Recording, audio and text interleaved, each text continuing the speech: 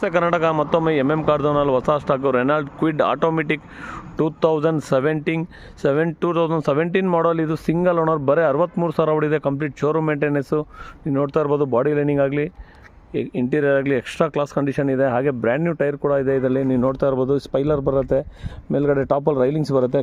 Climber ಅಂದರೆ ನಿಮಗೆ full double colour ಆಗಿ ಬರುತ್ತೆ. ಇದು ಫುಲ್ ಫ್ಯಾನ್ಸಿ ವೆಹಿಕಲ್ಲು. ಇಂಟೀರಿಯರ್ ಕೂಡ ಚೇಂಜ್ ಬರುತ್ತೆ, ನೀವು ನೋಡ್ತಾ ಇರ್ಬೋದು.